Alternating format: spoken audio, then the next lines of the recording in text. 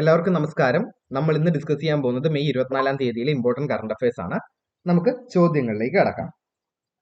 നമ്മുടെ ഒന്നാമത്തെ ചോദ്യം, 2024 ബംഗാൾ ഉൾക്കടലിൽ രൂപം കൊണ്ട ആദ്യത്തെ ചുഴലിക്കാറ്റ്. ഇമ്പോർട്ടന്റ് ക്വസ്റ്റ്യൻ ആണ്. ചുഴലിക്കാറ്റിന്റെ പേര് റിമാൽ എന്നാണ്.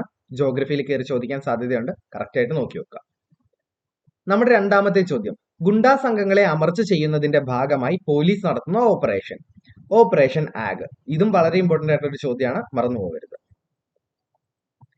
നമ്മുടെ മൂന്നാമത്തെ ചോദ്യം, യൂറോപ്പ ലീഗ് ഫുട്ബോൾ കിരീട ജേതാക്കൾ അറ്റ്ലാന്റയാണ്.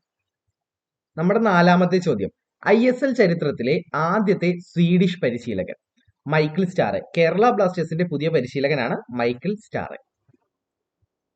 നമ്മുടെ അഞ്ചാമത്തെ ചോദ്യം, കാൻ ചലച്ചിത്രോത്സവത്തിന്റെ ഭാഗമായി ലോകത്തെ വിഖ്യാത ഛായാഗ്രഹർക്കുള്ള പിയർ ആഞ്ചനോ പുരസ്കാരം നേടിയ മലയാളി. കാൻ ചലച്ചിത്രോത്സവത്തിന്റെ ഭാഗമായി ലോകത്തെ വിഖ്യാത ഛായാഗ്രഹർക്കുള്ള പിയർ ആഞ്ചനോ പുരസ്കാരം നേടിയത് സന്തോഷ് ശിവനാണ്.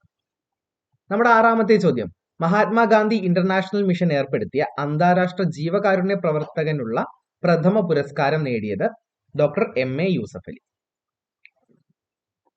നമ്മുടെ ഏഴാമത്തെ ചോദ്യം, വ്യാജ കമ്പനികളുടെ മറവിലും ആക്രി സ്റ്റീൽ കച്ചവടത്തിന്റെ മറവിലും നടക്കുന്ന നികുതി വെട്ടിപ്പുകൾ കണ്ടെത്തുന്നതിനായി നടത്തിയ പരിശോധന. Operation palm tree. പരിശോധന നടത്തിയത് കേരള GST വകുപ്പാണ്. നമ്മുടെ എട്ടാമത്തെ ചോദ്യം, 2023 പത്മരാജൻ പുരസ്കാരത്തെ കുറിച്ചാണ് ഈ ചോദ്യം. മികച്ച നോവലിസ്റ്റിനുള്ള പുരസ്കാരം ലഭിച്ചത് GR ഇന്ദുഗോപനാണ്. പുരസ്കാരത്തിന് അർഹമായ നോവൽ ആനോ എന്ന നോവലാണ്. മികച്ച നോവലിനുള്ള പുരസ്കാര തുക 20,000 രൂപയാണ്.